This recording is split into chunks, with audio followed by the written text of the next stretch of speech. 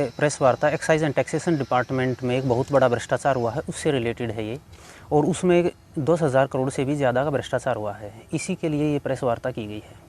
ठीक है, इसमें किस तरीके से हुआ है मैं आपको अच्छी तरह बताता हूँ। इसमें क्या है कि हमारे प्रदेश के अंदर 7,356 गाँव हैं। ग्राम पंचायत हमारे प्रदेश के अंदर 6,222 हैं। हर ग्राम के अंदर आपको शराब की दुकानें मिल जाती हैं। इधर उधर गांव में नहीं मिलेगी तो थोड़ा सा इधर उधर मिल जाती है। तो इस तरीके से हमारे प्रदेश के अंदर 6,000 के लगभग दुकानें हो गई हैं शराब की। ठीक है, और आज की एक्साइज एंड टैक्सेशन जो पॉलिसी है वो कह रही है कि दुकानें जो मैक्सिमम होंगी वो कितनी होंगी, 2,500। तो 2,500 दुकानें से ज़्यादा हो नहीं सकती। तो इस तरीके से जो इलीगल शॉप्स हैं उन पर इलीगल वाइन्स जो है बेची जाती है और उसी से टैक्स चोरी हो रही है बहुत ही ज़्यादा बड़े पैमाने पर। और ये जो भ्रष्टाचार है ये बीजेपी के समय पे नहीं, कांग्रेस के समय पे भी ऐसे ही चल रहा था। इन दोनों पार्टियों के समय से ही ये लगातार चल रहा है। हमारे प्रदेश के अंदर सरकार बदल जाती है लेकिन पॉलिसी नहीं बदलती, ये उसी का एक उदाहरण है।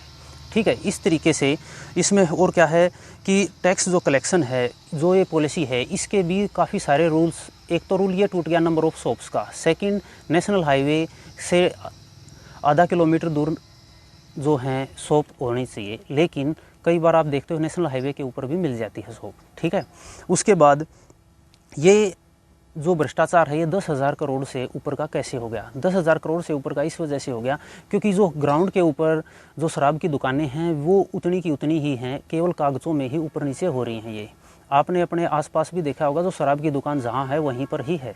ठीक है, उसमें कोई अंतर नहीं आता है। वो थोड़ा बहुत लोकेशन अगर आप 1-2 दुकानों की छोड़ दी जाए इधर से उधर होने की, तो ज़्यादातर मोर और लेस सब कुछ सेम ही है।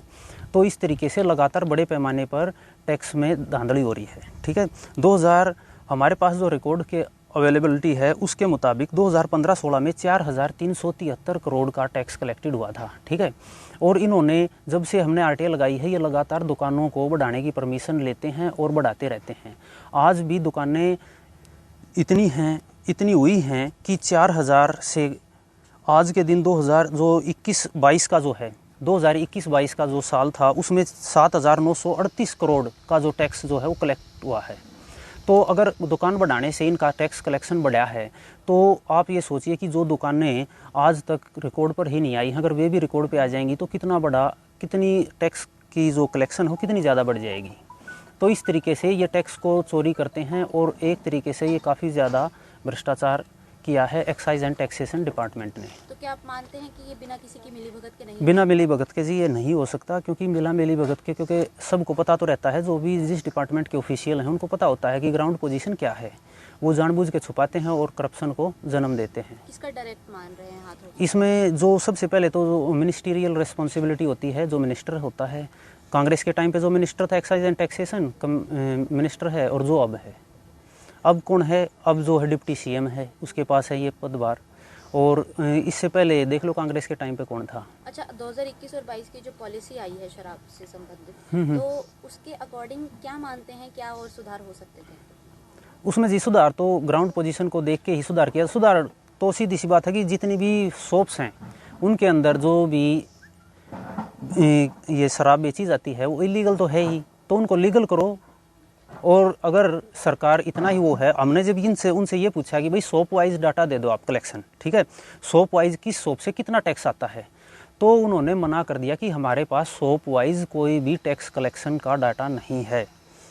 ये तो इसका सबसे बड़ा सबूत है कि वे हर बार पूरा का पूरा टैक्स चोरी करते हैं, जिसकी वजह से काफ़ी ज़्यादा सरकार को नुकसान हो रहा है। और इसका रिजल्ट क्या आता है, अग्निवीर जैसी योजनाएं, जो बच्चे मेहनत करके लगते हैं उनको कहते हैं तुम्हें थोड़े से पैसों में काम करना पड़ेगा। उसके साथ ही आप एड हॉक की और ज़्यादा पॉलिसी देखोगे, कहीं पर भी चले जाओ, हर जगह रेगुलर एम्प्लॉय के साथ आपको एड हॉक एम्प्लॉय ज़रूर मिलेगा। जहाँ स्कूल में चले जाओ, कॉलेज में चले जाओ, वो किस वजह से, वो इसी वजह से है, टैक्स चोरी हो जाता है, सरकार के पास पैसा पहुँचता नहीं तो देगी कहाँ से। तो ये जो गलत पॉलिसी है इन्हीं की वजह से ही सरकार इतना ज़्यादा, सरकार क्या, इससे हमारा प्रदेश ही नुकसान उठाता है। तो क्या शराब की दुकानें खोलना ही गलत है? खोलना है। हमने इनसे पूछा कि भाई आप ये बताइए कि आप इसमें शराब के जो दुकानें खोली हैं, जो भी मैन्युफैक्चर हैं, हरियाणा के अंदर जितने भी इसके वाइन मैन्युफैक्चरर हैं उनकी सब के हमें एड्रेस दे दीजिए। जो वाइन वो मैन्युफैक्चर करते हैं उसका नाम बताइए, उसकी कंपोजिशन बताइए, ताकि हम क्या होता है कि पब्लिक को पता तो लगे तो ये जो भी शराब बिक्री है उसमें क्या क्या है, क्योंकि उनके हेल्थ से रिलेटेड भी मैटर है ये। तो उसमें क्या है कि वो उन्होंने ये कह दिया कि भैया ट्रेड सीक्रेट है, ये एक ट्रेड सीक्रेट है कि हम ये नहीं बता सकते कि उसमें क्या क्या मिला रखा है। नॉर्मली दारू को क्या कहते हैं कि भाई लत डालने वाली है, जबकि जो प्योर फॉर्म में अल्कोहल होता है वो लत नहीं डालता, इतना ज़्यादा एडिक्टिव नहीं है, उसके अंदर एडिक्टिव कंपाउंड मिलाए जाते हैं। तो इसके अलावा आपके द्वारा कोई कदम ठोस उठाया जाएगा? हम तो इसको लेकर हाई कोर्ट में जाएंगे जी, जांच कराएंगे कि भाई इसमें जो शामिल है उन सबको दोषियों को सजा दी जाए। आरटीआई लगाई गई है आपके द्वारा? हाँ, आरटीआई लगा दीजिए, उन्होंने इन्फॉर्मेशन दी है। आप जो भी रिलेवेंट डॉक्यूमेंट हो गए आप सबके पास भेज दिए जाएंगे।